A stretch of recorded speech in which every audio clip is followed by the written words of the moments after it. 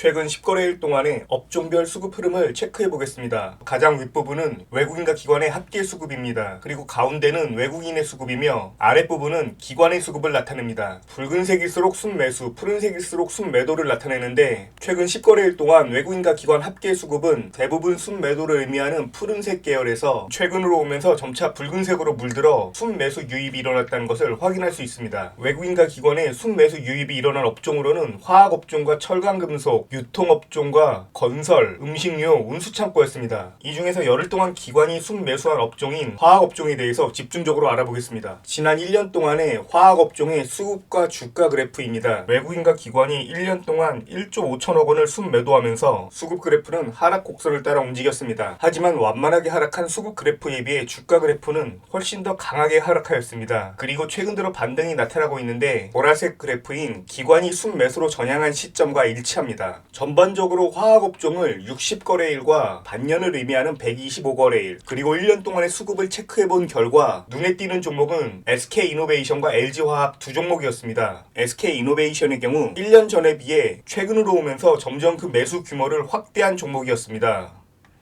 반면에 LG화학은 1년 전에 비해 최근으로 올수록 점점 그 매도 규모를 줄여온 종목이었습니다. 그러면 이 두 종목의 60거래일 동안의 주가와 수급을 비교해 보겠습니다. SK이노베이션입니다. 외국인과 기관 중에 특히 기관이 1년 동안 점점 강하게 순매수를 이어온 종목입니다. 이런 우호적인 수급 여건은 최근 3개월인 60거래일 동안에도 고스란히 반영되어 있습니다. 외국인과 기관의 합계 수급을 의미하는 빨간 막대 그래프는 60거래일 전반에 걸쳐 대부분 나타나 있습니다. 순매도를 의미하는 파란 그래프도 간간히 보이긴 하지만 그 매도 규모가 매우 작다는 것을 확인할 수 있습니다. 이런 우호적인 환경 속에서 주가는 최근 석 달 동안 꾸준하게 상승하여 20.75% 상승한 상태입니다. LG화학은 SK이노베이션과는 다르게 지난 1년 동안 매도 규모를 점차 줄여온 종목이었습니다.